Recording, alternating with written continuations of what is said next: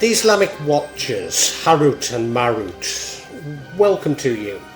I've been doing some research into angels, jinn, shaitan, for a part of my series on Shams al-Marif. And, well, quite honestly, I'm finding it tough going because, of course, it is occult science, so it is hidden. But I'm finding it very difficult to prove the sort of attacks on Shams al-Marif based on the summoning of jinn and angels, etc. However, in doing so, I came across, well, I mean, I knew about it already, but I was reminded of the story of Harut and Marut and the founding of Sihir, or you could say magic. And not least as this seems to explain so many of the tensions that I've been exploring between Salafis and Sufis and Shias. Now, what I want to say to you is, in my vlog, I'm sorry, I promise not to fuel these tensions, and nor to engage in tribalism. And I wrote but, and as soon as you wrote but, you know, you're going back on your word, aren't you? You're breaking your word, so I don't mean to do it. What I can tell you is, when I researched Rabia of Basra, I was horrified by so much that had been written, so many vlogs on this platform, that I felt compelled to throw in my two pennyworth, even though maybe it's not that educated. And I think it's the same here, that I just feel compelled to issue a vlog on Harut and Marut. Even though I don't think I've got anything useful to say, it's just that so much rubbish is out there on YouTube about them that I just had to do something. So forgive me.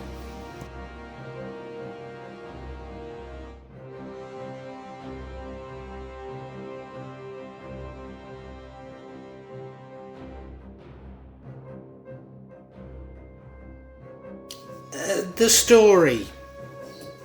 I mean, there are different versions, so I'll try and tease out some of the versions as I go along, but essentially a group of angels began to mock humans for our weaknesses. So Allah is said to have sent these angels to earth, actually to Babylon, to see if they could resist the temptation of man. And two of these angels, Harut and Marut, were seduced by a woman called Zohra. In some versions, she first tempted them with alcohol, and in a drunken state she seduced them. And they confessed and they accepted their punishment on earth. And it said this was to hang by their feet from a well in Babylon until the day of judgment. An alternative version is that they became the planet Venus, although this is more normally is seen as being Zohra's fate. According to some narratives, these two angels were at the time of Idris, whom Idris himself may be associated with Hermes Trismegistus. The point being that it's a very long time ago. It's also seen as a story that is imported from Zoroastrianism or Judaism, and of course there is something similar in the Midrash. So it's the story of the watchers that we're really talking to, who come down to earth and mate with human females. It is mentioned very briefly in the Bible, but it's much more developed into a story in the Book of Enoch.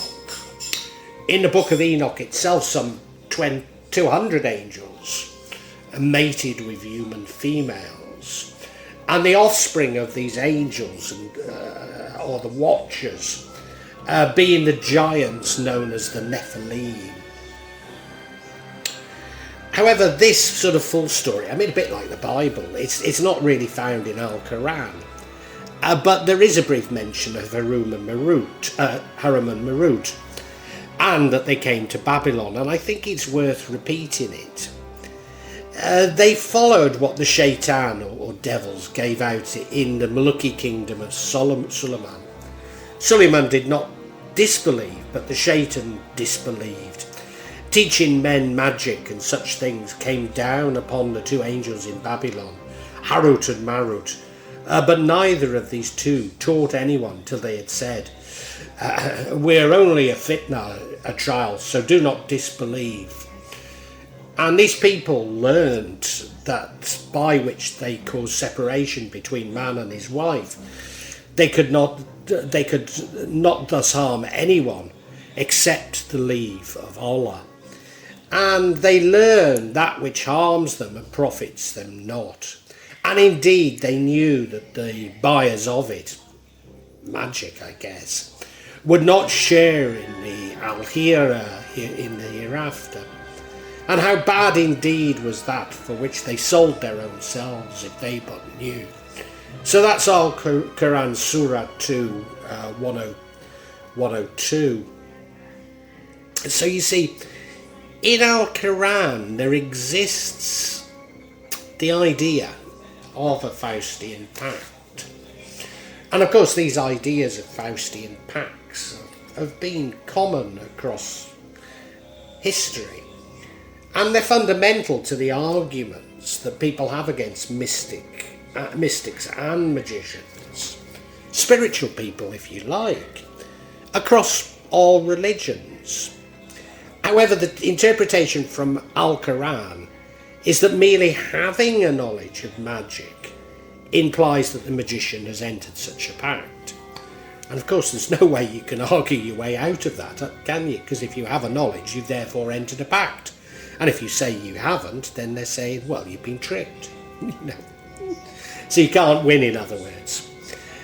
So the fallen angels were believed, but these fallen angels were believed by Arab pagans, so i.e. before Islam, to have been sent to earth in the form of men. Some of them are believed to have mated with humans and give rise to the hybrid children that in other parts are known as the Nephilim. As recorded by Al-Jahiz, a common belief held by the Abu Jaharum, the ancestor of the Jaharum tribe, was that he was actually the son of a disobedient angel and a human woman. So, you know, it existed in the Middle East. It predates Islam, as indeed does the time when it's meant to have happened.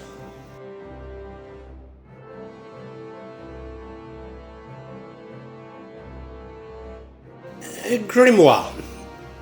The interpretation of this story is seen as very important to Salafis, and so hence there's so many vlogs, so many videos on this platform about Harut and Marut. The story of Harut and Marut, you see, poses a major problem for the doctrine of infallible angels. Although angels are not necessarily seen as impeccable in Islam, in other words, angels aren't necessarily always good, most scholars teach that angels are simply the messengers of God, without free will and thus unable to do exactly what they want. And strangely, this view actually seems to be confirmed by my own experience and meditation. And that is that angels have been given specific tasks to do by God or Allah, but not to venture from these tasks. So they may appear to have wile and guile, but all they're doing is completing the tasks. In other words, there isn't free will there because they're following what Allah wants them to do. They're more, I would describe them as more mechanical. They have a purpose, like a car part, if you like, or a chip within a computer. They have that specific job to do and they don't stray from it. Or at least that seems to be my experience. So angels are not believed to be able to interact with humans in this way, i.e. making love with humans. So some would argue that Harut and Marut were not actually angels, but maybe, for example, they were humans under the influence of jinn. They're said to have written a grimoire which enables the summoning of angels. And whilst most Islamic scholars believe this is actually summoning a trickster shaitan, Maybe because they are from a dimension closer to angels than us. So in other words, what I'm saying is that if there are dimensions, if you see us as being in 3 dimensions, and I have argued that maybe we're actually in 2, but you might like therefore to see a jinn as being in 4 dimensions or 3.5 dimensions, and angels in a further dimension still. So the fact that angels are jinn are closer to angels, they're able to trick humans that they are, even though they're nothing like. Indeed, as Babylon is seen as being prehistory, it's believed that magic, or sihir, goes back to a time prior to the Abrahamic religions. Therefore, all magic is seen as originating from Babylon. But they'd only teach humans this magic with a warning that it would harm them. And of course that does come from Al-Quran, from the quote I've just read to you. Although a further twist to this story is that Harut and Marut themselves did not teach magic, but pointed to jinn who would teach the magic to humans. So any man who uses this sihir is giving up their free will. Now, indeed, this is close to what I've argued about the dark triad, narcissists and psychopaths, that they're sent back to this earth having given up their free will, and they can only act in certain ways, maybe for greed, avarice, lust, And of course this means that they'll not be admitted to paradise. Other Salafis suggest that they really were angels, but they didn't actually mate with human females, simply offered to teach sihir with the warning that I read out. And that they were therefore sent by Allah to teach humans a lesson. And of course such arguments are fundamental in the disagreements between Sufis and Salafis. Some Sufis argued that their mysticism involves interacting with angels and summoning angels. And indeed, I believe I've seen angels myself, even though I don't go out of my way to summon angels. But Salafis say this is not possible, and therefore they're interacting with trickster shaitan. I've used the word shaitan a few times. I ought to mention that jinn aren't necessarily seen as good and bad, despite as bad, universally bad, despite most people seeing it that way. No, the evil jinn, if you like, are known as shaitan. Now, in my experience, they're just like humans. They're neither good nor bad. Sometimes they act in good ways, sometimes they act in bad ways. Some may be more good than bad, and some may be more bad than good. But we can use the word shaitan to signify those that we think are more bad than good. Therefore, any study of sihir is against the will of Allah, and it goes back to the time of Babylon. So this also means that this vlog, me discussing magic, according to some Salafis, means I'm no longer a Muslim, I'm a kafir, and by implication, nor are most Sufis and Shias.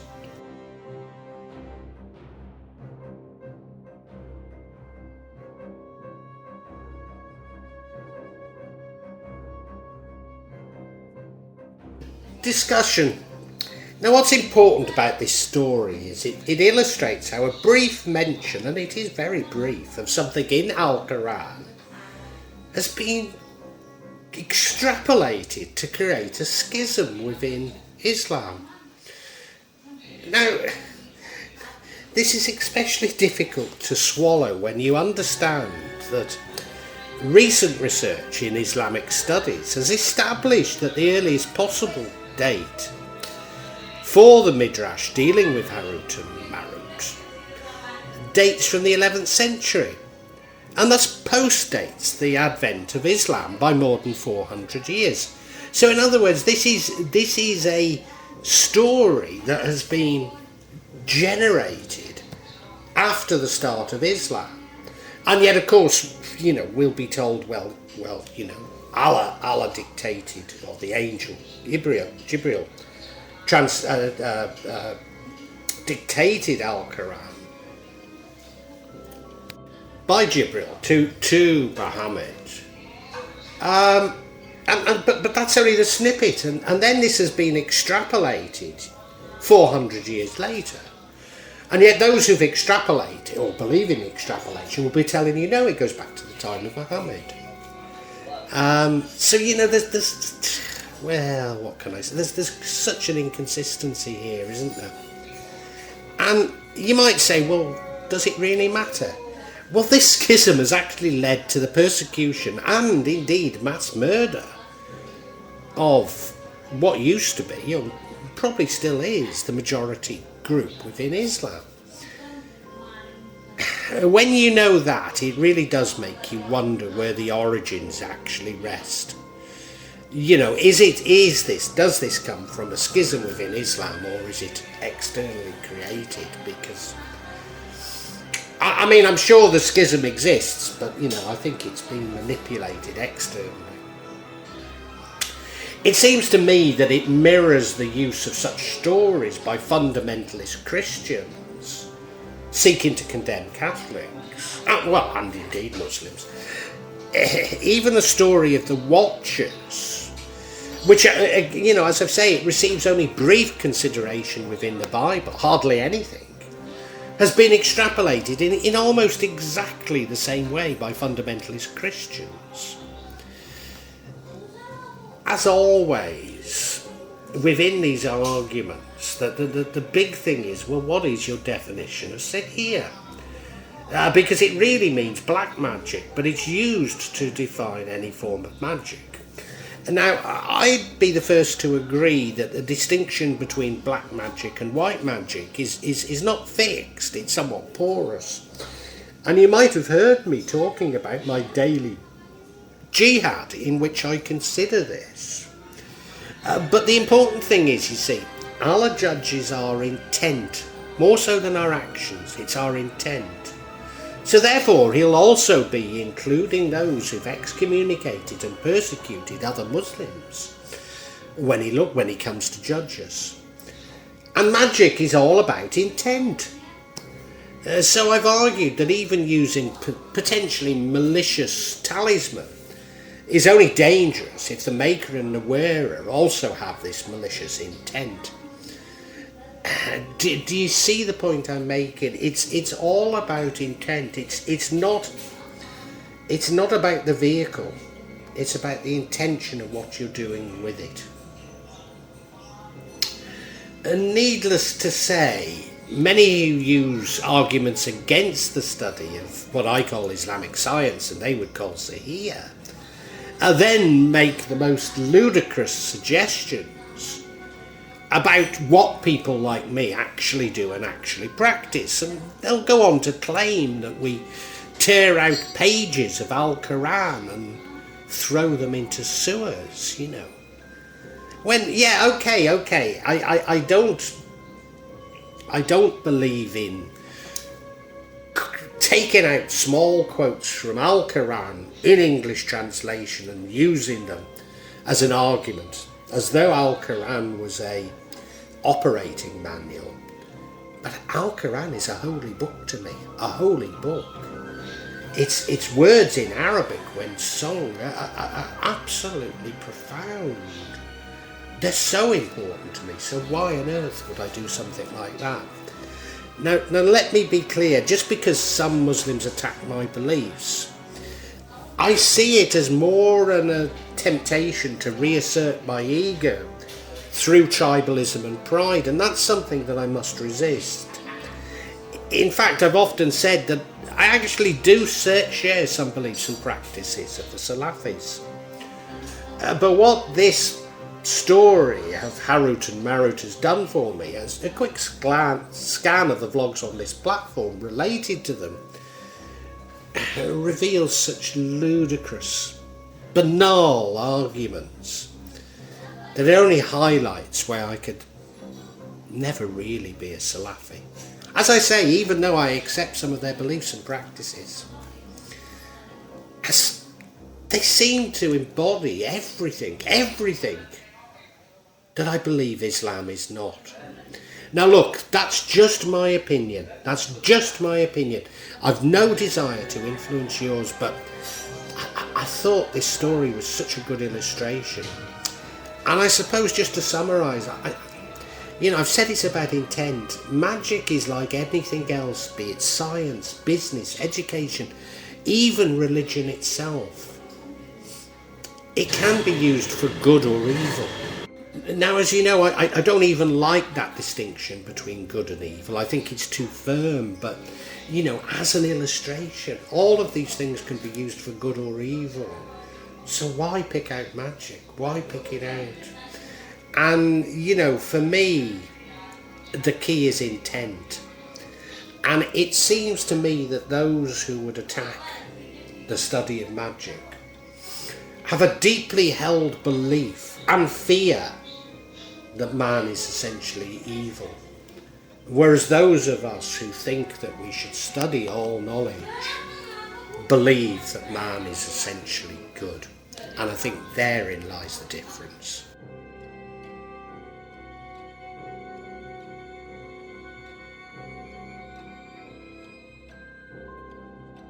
Well, I really hope you've enjoyed this vlog. And if you have, can you help me out a little? Subscribe to the channel, hit the bell, and then you'll be notified of future vlogs. But also hit the like button and make a comment. Because these seem to be what determine the YouTube algorithm, and I'm being really punished by it. So whatever help I can get from you is so appreciated. It really is.